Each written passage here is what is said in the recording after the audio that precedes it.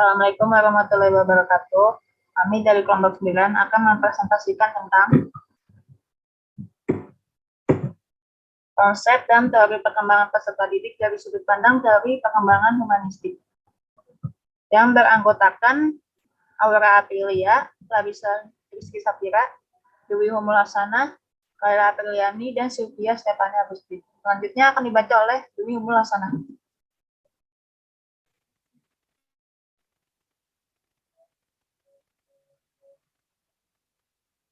Setiap individu, termasuk saya, Anda, dan peserta didik memiliki kebutuhan akan aktualisasi diri dan mencapai pribadi yang berfungsi penuh.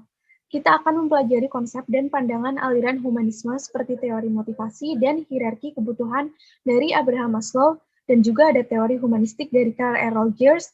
Kedua teori ini sering dijadikan rujukan oleh para pakar, peneliti, dan praktisi di bidang perkembangan, pendidikan, konseling, dan psikoterapi. Next, Cak. Yang pertama itu ada konsep dasar teori motivasi dan hierarki kebutuhan dari Abraham Maslow. Next, Cak. Menurut Maslow, motivasi adalah tenaga pendorong dari dalam yang menyebabkan manusia berbuat sesuatu atau berusaha untuk memenuhi kebutuhannya. Dalam penelitiannya, yang dimaksud dengan motivasi adalah keinginan mendorong seseorang atau diri sendiri untuk berbuat sesuatu. Maslow juga membedakan motivasi menjadi dua, yaitu motivasi defisiensi dan motivasi pertumbuhan. Motivasi defisiensi adalah motivasi yang bersangkut paut dengan kebutuhan-kebutuhan dasar, dan sasaran utamanya adalah mengatasi peningkatan tegangan organismik dari setiap individu. Sementara motivasi pertumbuhan adalah kebutuhan yang mendorong individu untuk merealisir potensi-potensinya. Next, Cak.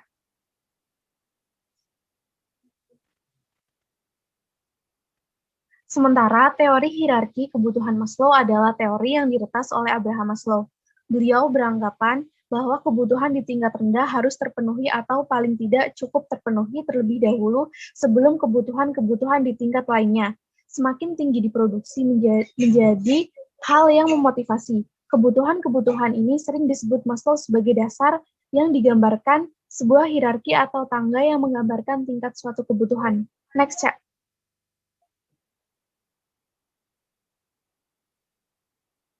Teori Maslow ini terdiri dari tingkatan kebutuhan manusia sesuai dengan skala prioritas. Menurut beliau ada 5 tingkatan kebutuhan dasar, yaitu yang pertama ada kebutuhan fisiologis. Kebutuhan fisiologis adalah kebutuhan untuk mempertahankan hidupnya secara fisik. Kebutuhannya itu seperti makanan, minuman, tempat berteduh, seks, tidur, dan oksigen. Kebutuhan fisiologis adalah potensi paling dasar dan utama untuk semua pemenuhan kebutuhan di atasnya. Kebutuhan fisiologis adalah satu-satunya kebutuhan yang dapat terpuaskan sepenuhnya atau minimal dapat diatasi. Yang kedua ada kebutuhan akan rasa lepas dari bahaya. Ini diantaranya adalah rasa lepas dari bahaya fisik, stabilitas, ketergantungan, perlindungan, dan kebebasan dari ancaman seperti perang, terorisme, penyakit, cemas, bahaya, kerusuhan, dan bencana dunia. Kebutuhan ini berlainan dari kebutuhan fisiologis karena tidak dapat terpenuhi secara total. Manusia tidak pernah dapat dijaga sepenuhnya dari ancaman-ancaman meteor, kebakaran, banjir, atau perilaku berbahaya orang lain. Yang ketiga ada kebutuhan akan rasa memiliki dan kasih sayang. Kebutuhan-kebutuhan ini meliputi dorongan untuk bersahabat, hasrat memiliki pasangan dan keturunan, kebutuhan untuk dekat dengan keluarga, dan kebutuhan antar pribadi seperti kebutuhan untuk memberi dan menerima cinta. Untuk Maslow sendiri, cinta itu menyangkut sebuah hubungan sehat dan penuh kasih mesra antara dua orang, termasuk sikap saling percaya. Yang keempat, ada kebutuhan akan penghargaan.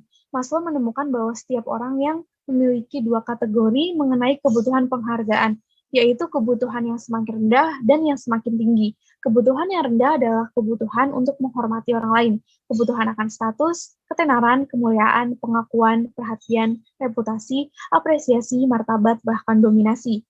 Kebutuhan yang tinggi adalah kebutuhan akan harga diri, termasuk perasaan, keyakinan, kompetensi, prestasi, penguasaan, kemandirian, dan kebebasan. Sekali manusia dapat memenuhi kebutuhan untuk dihargai, mereka sudah siap untuk memasuki gerbang aktualisasi diri. Yang terakhir ada kebutuhan akan aktualisasi diri. Tingkat terakhir dari kebutuhan dasar Maslow adalah aktualisasi diri.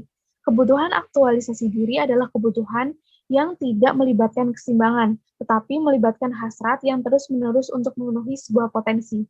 Maslow menggambarkan kebutuhan ini sebagai hasrat untuk makin diproduksi menjadi diri sepenuh kemampuannya sendiri, diproduksi menjadi apa saja menurut kemampuannya. Untuk materi selanjutnya akan dijelaskan oleh rekan saya, yaitu Keila.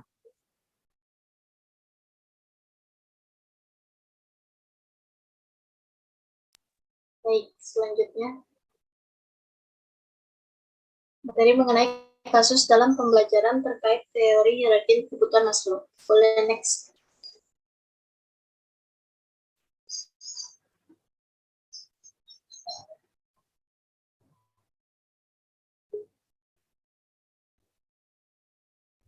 Berdasarkan teori Maslow, seseorang baru bisa mengaktualisasikan diri jika tahapan kebutuhannya telah terpenuhi. Contohnya itu pada studi kasus merefleksikan teori kebutuhan Maslow dengan salah satu orang yang menyandang gelar orang terkaya di dunia, yaitu Bill Gates. Bill Gates memiliki nama asli yaitu William Henry Gates yang lahir pada tanggal 28 Oktober 1955. Beliau merupakan CEO dari Microsoft dan CEO dari Cascade Investment. Beliau juga mendirikan Bill and Melinda Gates Foundation, yaitu lembaga kemanusiaan. Boleh next.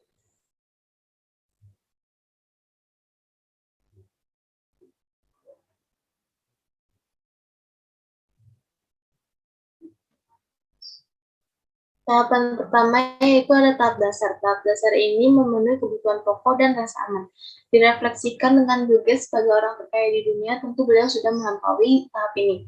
Kedua itu ada tahap sosial. Tahap sosial itu kebutuhan akan dicintai. Untuk hal ini beliau terkenal dengan keluarga yang harmonis. Yang ketiga ada tahap ekstrim. Tahap ini di dalam diri muda tentu sangat besar mengingat tanggung jawab status dan reputasi beliau yang tidak sembarangan. Yang keempat ada aktualisasi diri. Direfleksikan Bill Gates dalam mendirikan Bill and Melinda Gates Foundation, sebuah yayasan dengan tujuan kemanusiaan. Dengan demikian, Bill Gates telah mengalami tahap dari dasar sampai akhirnya berada pada tahap aktualisasi diri. Boleh next.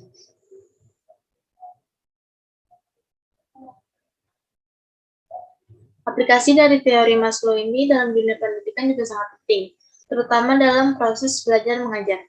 Hierarki kebutuhan membantu siswa untuk mengembangkan dirinya sesuai dengan potensi yang dimiliki. Beberapa contoh mengaplikasikan teori kebutuhan Maslow yang dilakukan di sekolah. Yang pertama itu ada pemenuhan kebutuhan fisiologis, seperti menyediakan program makan siang yang murah atau bahkan gratis. Lalu juga dapat menyediakan ruang kelas dengan kapasitas yang memadai. Yang kedua, pemenuhan kebutuhan rasa aman, seperti mengendalikan perilaku siswa di sekolah atau kelas dengan menerapkan sistem pendisiplinan siswa secara adil. Lalu lebih banyak memberikan penguatan perilaku melalui pujian atau ganjaran atas segala perilaku positif siswa daripada pemberian hukuman atas perilaku negatif siswa. Boleh di next. Yang ketiga ada pemenuhan kebutuhan kasih sayang atau penerimaan. Seperti guru itu dapat menghormati setiap pemikiran dan pendapat dan keputusan setiap siswanya. Lalu sekolah juga dapat mengembangkan diskusi kelas yang tidak hanya untuk kepentingan pembelajaran. Yang keempat ada pemenuhan kebutuhan harga diri, seperti memfokuskan pada kekuatan dan aset yang dimiliki setiap siswanya. Lalu melibatkan seluruh siswa di kelas untuk berpartisipasi dan bertanggung jawab. Yang terakhir ada pemenuhan kebutuhan aktualisasi diri, seperti menciptakan pembelajaran yang bermakna dikaitkan dengan kehidupan nyata. Lalu juga dapat melibatkan siswa dalam proyek atau kegiatan self-ekspresif dan kreatif. Selanjutnya akan dijelaskan oleh rekan saya, Sylvia.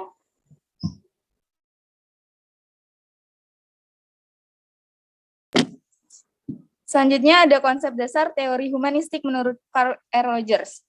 Nah, si Carl Rogers ini berpendapat bahwa semua... Bisa di next? Nah, si Rogers ini berpendapat bahwa semua orang bebas dalam melatih serta mengatur dirinya sendiri. Namun tentunya setiap orang harus bertanggung jawab atas pengontrolan diri atas segala sesuatu yang mereka lakukan. Teori yang dikemukakan si Rogers ini memang banyak digunakan dalam bidang konseling dan terapis. Nah, di sini ada teori psikoterapinya. Yang pertama ada struktur kepribadian. Dalam teorinya, Rogers lebih mementingkan dinamika dibandingkan dengan struktur kepribadian. Rogers lebih memfokuskan diri pada cara bagaimana kepribadian dapat berubah dan berkembang. Yang kedua ada dinamika kepribadian. Organisme memiliki sebuah kekuatan yang menjadi pendorong tunggal yang mendorong aktualisasi diri serta menjadi satu tujuan tunggal dalam hidup untuk menjadi individu yang teraktualisasikan.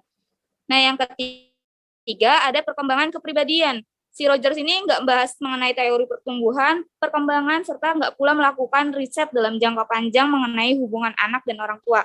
Namun dirinya meyakini jika ada kekuatan yang tumbuh dalam setiap orang yang mana secara alami akan mendorong proses organisme menjadi lebih kompleks, otonom, ekspansi sosial, serta secara keseluruhan semakin mengaktualisasi diri. Bisa dilanjut? Nah, si Rogers ini mendefinisikan jika kecemasan merupakan keadaan yang tidak nyaman atau tegang yang tidak diketahui sebabnya. Jadi ketika seorang semakin sadar ketidaksesuaian mengenai persepsi dan pengalaman dalam dirinya, maka kecemasan tersebut akan berubah menjadi sebuah ancaman pada konsep diri yang sesuai. Next.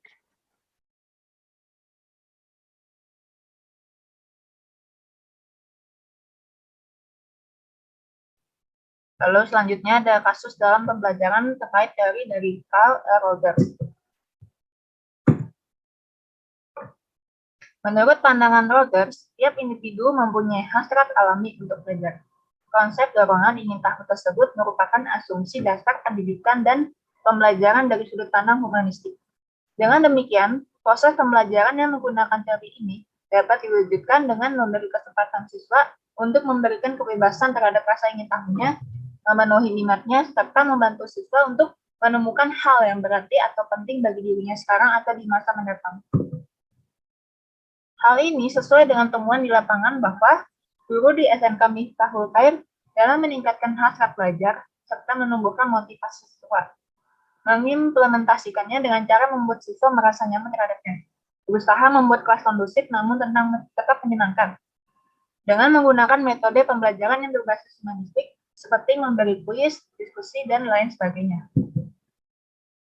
Selain itu, subjek juga memberikan cerita inspiratif terhadap siswa, melibatkan emosi siswa dengan berinteraksi dan memberikan respon positif, baik secara verbal maupun non-verbal, seperti acungan jempol, senyum, apresiasi, dengan pujian dan tepuk tangan dan sebagainya, serta memberikan kebebasan terhadap siswa untuk mengeksplorasi rasa ingin tahunya terhadap suatu mata pelajaran.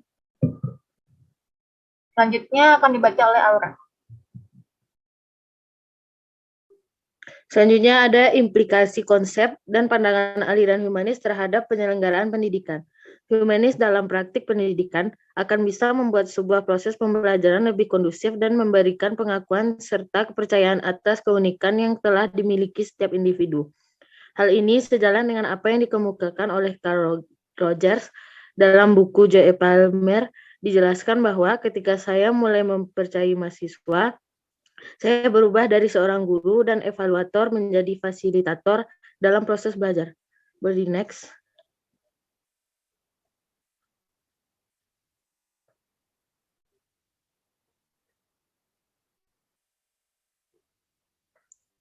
Praktik pendidikan yang mengedepankan nilai-nilai kemanusiaan pastinya akan tercipta suasana yang harmonis karena masing-masing individu merasa dihargai, yang kemudian hal tersebut berdampak pada pola pikir peserta didik dikarenakan eksistensi serta keberadaan mereka memiliki arti. Karena proses belajar dapat dianggap berhasil jika peserta didik telah memahami lingkungannya dan diri sendiri. Dengan kata lain, peserta didik dalam proses belajarnya harus berusaha agar lambat laun dapat mampu mencapai aktualisasi diri sebaik-baiknya.